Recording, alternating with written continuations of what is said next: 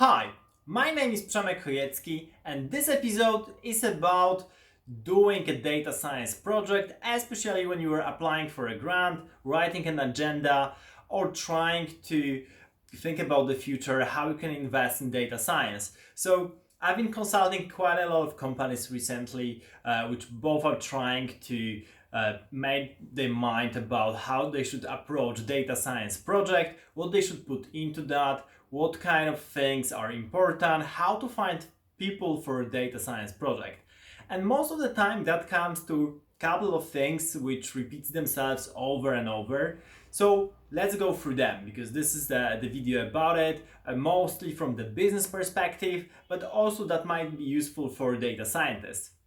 So, when you're running a company or you're running a project which involves data science, then the first question is what are you going to achieve? What do you want to achieve? How do you want to measure the success? Because you should have a measurable goal, which is not only 0 and 1, not only like done or not done, but something which is going from like 0 to 100 so that you can measure your progress along the way. Because as you probably know, data science is an approximate science. It's not a real, like, you don't prove theorems like in mathematics. You try to build a solution, but it's always about tuning, tweaking architecture, trying to get the correct data, and then making models better and better. So one of the most important things is have this mindset that we're only getting to the solution, which will be imperfect in the first place, but will become better and better along the way. So the first thing is you define the problem, you define the data set that you're working with, and then you try to think about the possible architecture in the first place. And mostly for this step, you need someone who will do the data cleaning. So if you have a data, say, from a game or marketing data or like a pharmaceutical data from sales, from e-commerce, then you need someone to collect that data, put it into a nice spreadsheet or like CDC file, and then use that as an input for data scientists for them to determine what can be done, what kind of problem can be solved with this kind of data. So having data cleaned, you need someone who will be actually a specialist and expert in algorithms and can propose an approach to the data you're having in terms of having a machine learning models, having a couple of statistics methods to infer from this data, and then visualize everything in the end.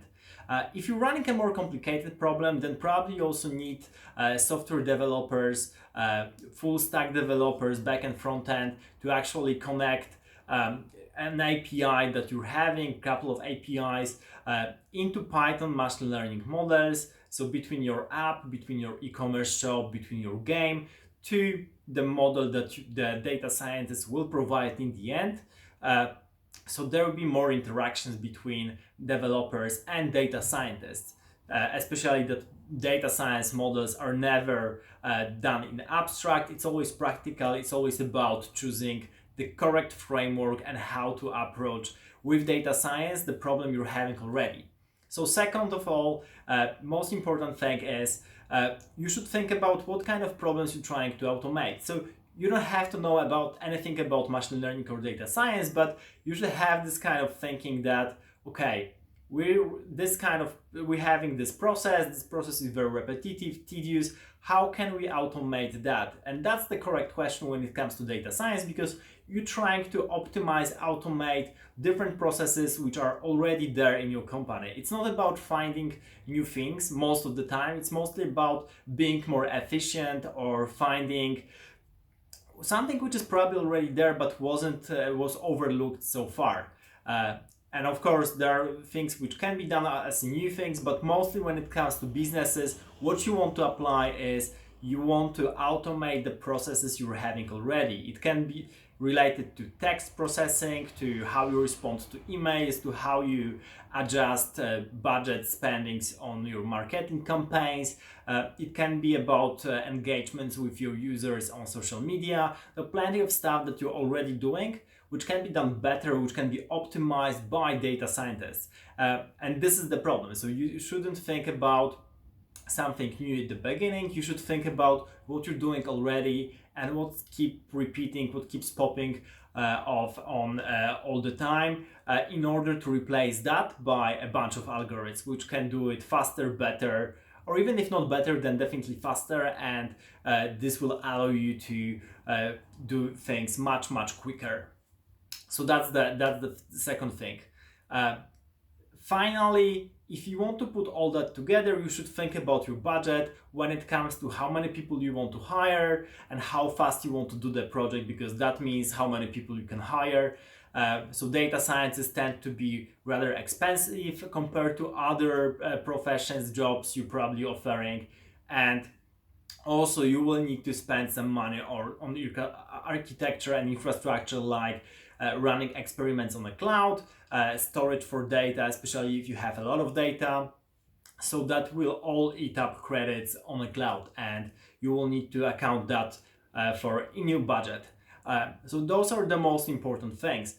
And in general, the cycle of a data science project is like you start to imagine what's the data, what's the input, clean the data, build the very first model, see how it performs related to the metric that you're having, and then repeat everything from the beginning, because probably the model isn't that good and you should have more data, build a more complicated model, and try again, and then again, until you get the result. If you have a more complicated problem, then this kind of sequence that I described is only one part of a bigger problem. So probably you have to split your problem into smaller pieces where you can rerun this logic like that. So there will be different components to each of the smaller problems that you're having in your business. All in all, it's important to think about data sets you're solving, the measurable, the measure that you're trying to achieve as a way of your success, and how you measure this success, and in the end, think about it all as an iterative process that you keep grinding and repeating, and not to expect the perfect result from the start, but only along the way. Thank you for watching this episode. If you have any questions related to how you should manage your data science project, how you should start with data science as a company, as an individual running a business, or as a freelancer, please leave a question below. I'm happy to answer, and see you in the next episode. Thank you for watching.